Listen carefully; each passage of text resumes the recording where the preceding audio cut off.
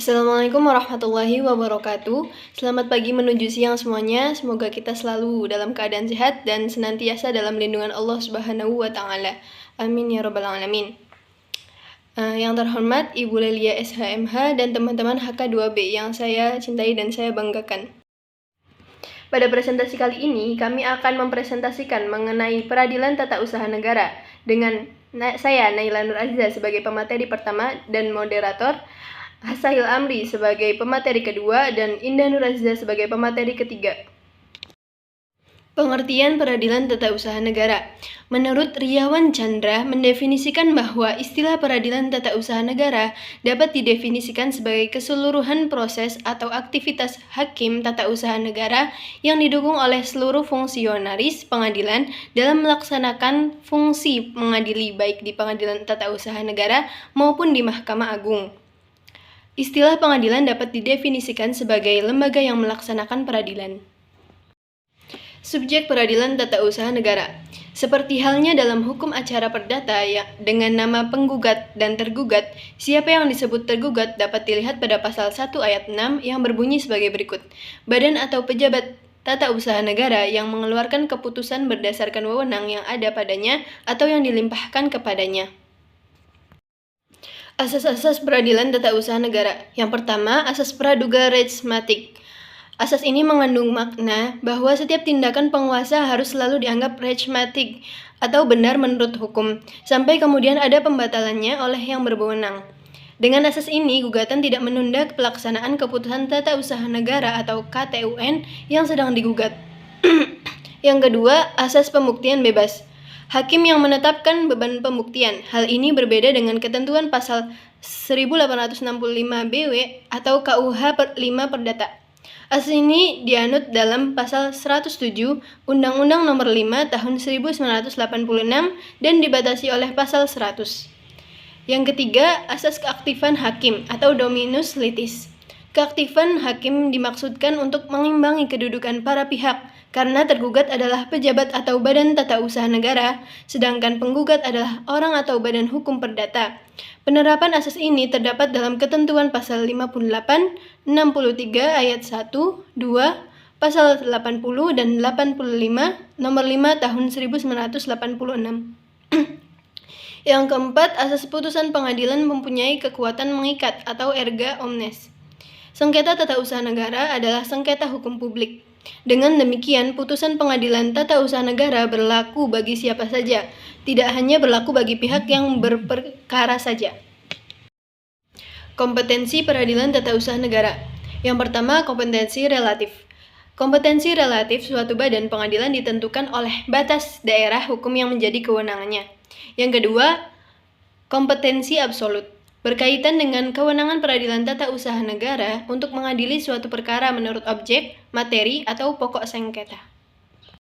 Selanjutnya, pemateri kedua yaitu Sahil Amri. Kepadanya saya persilakan.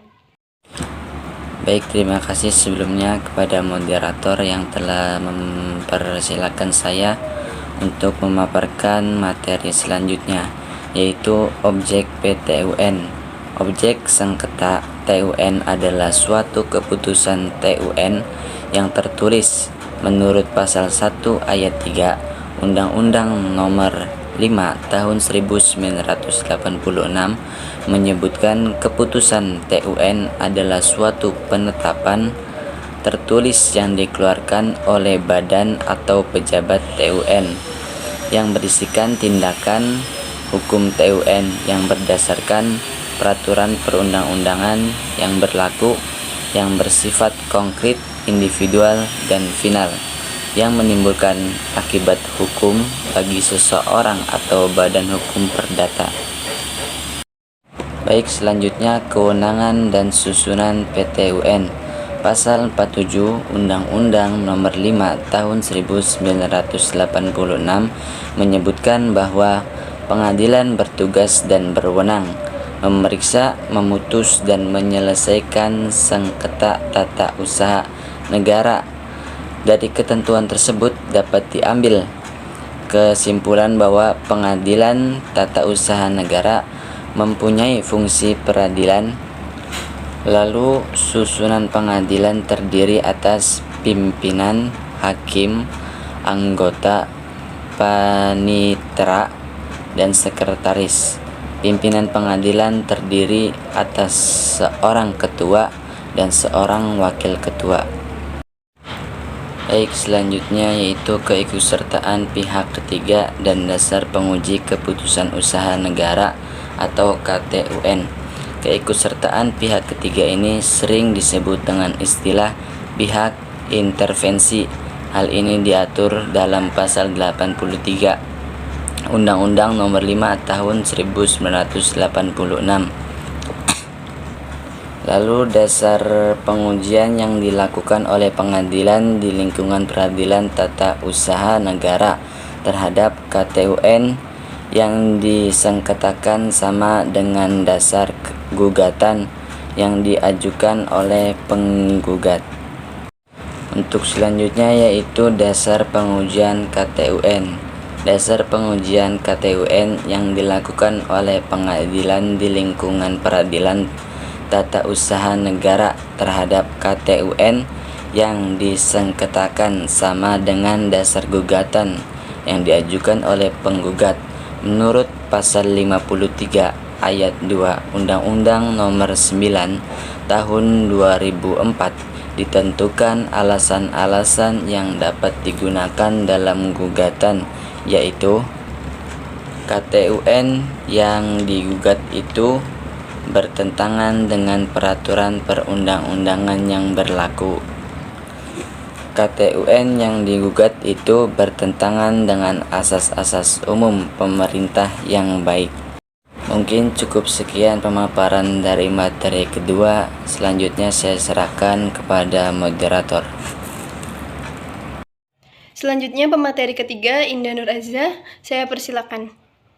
Baik, sebelumnya terima kasih kepada moderator yang telah mempersilakan saya untuk memaparkan materi selanjutnya. Sini saya akan memaparkan tentang penyelesaian sengketa tata usaha negara.